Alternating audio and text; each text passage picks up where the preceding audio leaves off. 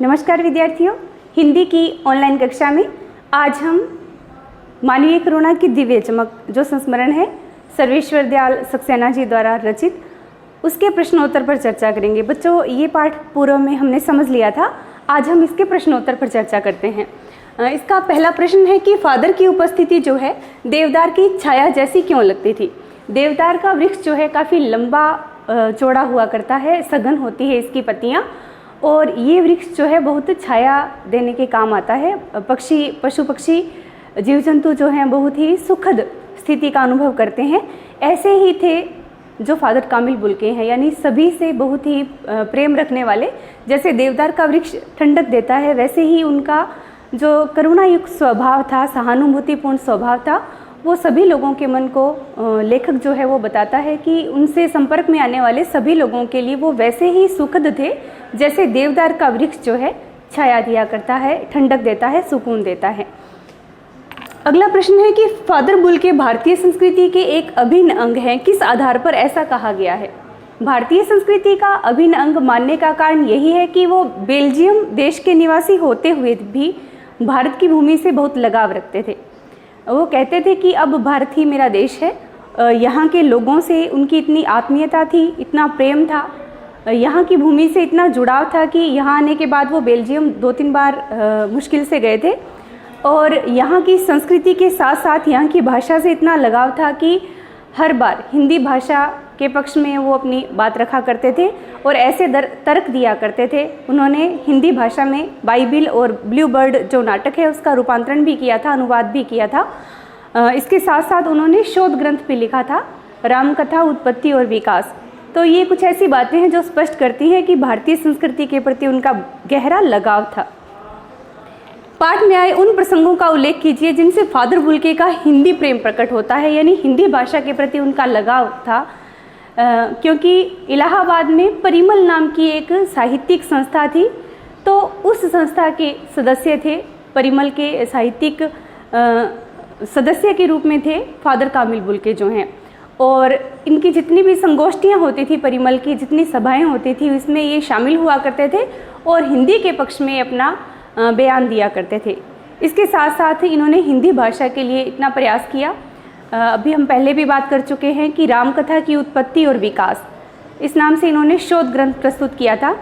रांची का जो Saint Xavier's college है उसमें ये हिंदी और संस्कृति के विभाग का जो विभाग था उसके विभागाध्यक्ष भी रहे थे, और हिंदी अंग्रेजी कोश इन्होंने तैयार किया था।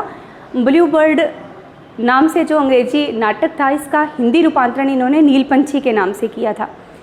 हिंदी भाषा की जितनी भी गोष्ठियाँ या सम्मेलन होते थे इसमें ये शामिल होते थे, और लेखक बताता है कि वे रास्ते में चलते हुए साइकिल रोक करके लेखकों से मिला करते थे और बताया करते थे, सुझाव दिया करते थे कि उनके साहित्य में या लेखक के द्वारा लिखा गया जो साहित्य था उसमें क्या सुझाव हो सकते हैं, क्या प्रयास किए जा सकते हैं, उन बातों पर वो अपनी राय भी दिया करते थे।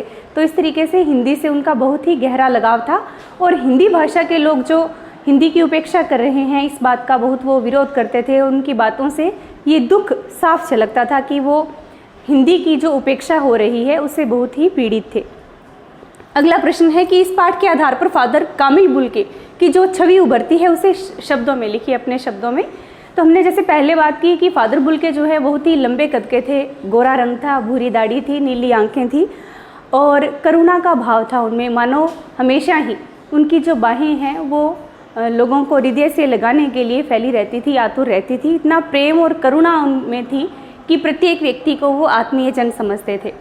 जिससे एक बार मिल लेते थे उससे इतना लगाव, गहरा लगाव रखते थे कि जन्म पर्यंत वो निभाते थे, यानी पूरे उम्र उन्होंने उस प्रेम को, उस लगाव को निभाया, ऐसी उनकी भावना थी।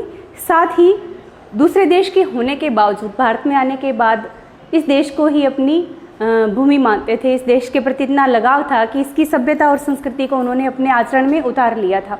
जहाँ रहते थे उसी जगह से लगाव रखते थे, वहाँ के लोगों से लगाव रखते थे, और उसी जगह की जो भावनाएं थी, जैसे भारत में धर्म है, यहाँ की संस्कृति है, इन सब बातों का उन्होंने अनुसरण किया था। तो बहुत ही करुणा से युक्त और सहानुभूतिपूर्ण व्यवहार उनका था। इस तरह की छवि उनकी हमारे सामने प्रस्तुत होती है। फादर ने कामिल बुल्के को मानवीय करुणा की दिव्य चमक क्यों कहा है? मानवीय करुणा की दिव्य चमक कहने का कारण यही है कि प्रत्येक मानव के प्रति करुणा का भाव उनके मन में था। किसी को भी बड़ा छोटा नहीं मानते थे। जिस व्यक्ति से एक बार मिल लेते थे उसके बाद उसे हमेशा ही उतना ही लगाव, स्नेह, प्रेम दिया करते थे। इस व्यवहार के कारण और प्रत्येक व्यक्ति के प्रति दया भाव, करुणा, सहानुभूति, आत्मीयता, स्नेह रखने के कारण उन्हें मानवीय करुणा की दिव्य चमक कहा गया है। अगला प्रश्न है कि फादर बुल्के ने सन्यासी की परंपरागत छवि से अलग एक नई छवि प्रस्तुत की है, कैसे? हम जानते हैं कि सन्यासी का व्यवहार कैसा होता है, वो दुनियादारी के मोह से परे होता है, दुनिया के लोगों से उसका लेना देना या मेलजोल नहीं होता। परंतु फादर कामिल बुल्के एक सन्यासी होने के बावजूद इस व्यवहार से बिल्कुल अलग थे। जिस व्यक्ति से एक बार मिल लेते थे या जिनसे एक बार संबंध या रिश्ता बना लेते थे उसे पूरी उम्र तक उन्होंने निभाया था और इतना लगाव रखते थे। हर व्यक्ति के दुख सुख में शरीक होते थे, शामिल होते थे और उनके शब्दों में इतनी आत्मीयता और जादू भरे उनके शब्द होते थे कि प्रत्येक व्यक्ति के मन को मोह लेते थे। तो ये स्वभाव जो है किसी भी सन्यासी का नहीं हुआ करता, इसलिए उनकी छवि जो है एक परंपरागत सन्यासी से अलग थी, भिन्न थी। अगला है कि अर्थ स्पष्ट कीजिए, आशय स्पष्ट कीजिए। नम आंखों को गिनना शाही फैलाना है। ये बात उनकी मृत्यु के समय कही गई है। इतने सारे लोग एकत्र हुए थे। नम आंखों का मतलब यहाँ रोने वाले व्यक्तियों से है, यानी इतने लोगों की उपस्थिति थी कि उनका नाम लिखना यहाँ पर संभव नहीं है, उन लोगों की गिनती करना संभव नहीं था। इतने लोग उस दिन रोए थे उनकी मृत्यु पर, इसलिए लेखक ने कहा कि नम आंखों को गिनना शाही फैलाने के बराबर है। आपके दूसरा प्रश्न है इसमें, फादर को याद करना एक उदास शांत संगीत को सुनने जैसा कैसे है? तो जिस प्रकार एक, जैसे हम कहते हैं सैड सॉन्ग या उदास संगीत जो होता है उसको सुनने से मन हमारा क्या हो जाता है, उदास हो जाता है या गहरे दुख में डूब जाया करता है, वैसे ही फादर बुल्के को याद करने से मन को एक गहरा दुख महसूस होता है। लेखक कहता है कि बड़ी याद आती है उनकी और मन को पीड़ा होती है कि इतना सुख देने वाला व्यक्ति, इतना प्रेम देने वाला व्यक्ति हमसे दूर चला गया है। तो उनको याद करने से एक निस्तब्ध शांति या अवसाद जो है वो छा जाता है और ये उसी स्थिति में होता है जब हम एक दुख भरा गीत सुनते हैं, उदास संगीत सुनते हैं। इसलिए कहा गया है कि उनको याद करना उदास संगीत को सुनने जैसा है। अगला प्रश्न है कि आपके विचार से बुल्के ने भारत आने का मन क्यों बनाया होगा? बच्चों, दुनिया में बहुत सारे देश हैं, पर भारत की अगर हम बात करें तो इसका जो प्राचीन गौरवशाली इतिहास है या इसकी जो पुरानी महिमा है वैसी किसी अन्य देश की नहीं है। यहाँ की सभ्यता, संस्कृति, यहाँ का जीवन दर्शन जो है, धर्म है, इसके अलावा यहाँ के लोगों की जो आपसी भावना है, जैसे भाईचारा है, सद्भाव है, प्रेम है, त्याग है, सहानुभूति, करुणा, तो ये गुण जो हैं भारतीय लोगों में पाए जाते हैं, ऐसे अन्य देशों में नहीं हैं।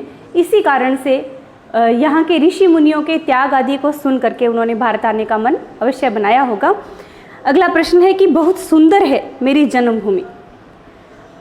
रेम्स चैपल, इस पंक्ति में फादर बुल्के की अपनी जन्मभूमि के प्रति कौन सी भावनाएं अभिव्यक्त होती हैं? आप अपनी जन्मभूमि के बारे में क्या सोचते हैं? तो जन्मभूमि का मतलब है वो स्थान जहां हमारा जन्म हुआ हो, पालन पोषण हुआ हो। फादर बुल्के का जन्म रेम्स चैपल में हुआ था, बेल्जियम में, और इसीलिए उन्होंने कहा है कि मुझे मेरी जन्मभूमि बहुत प्रिय लगती है। कारण जहाँ हम जन्मे हो, पालन पोषण हुआ हो, उस जगह से हमारा लगाव हुआ करता है। और हम अगर अपनी जन्मभूमि के बारे में अगर बात करें तो हमारा भी अपनी जन्मभूमि से बहुत लगाव है, क्योंकि जन्म लेने के साथ साथ हम इस पर खेले हैं, खेल कूद कर बड़े हुए हैं, हमारा पालन पोषण हुआ है।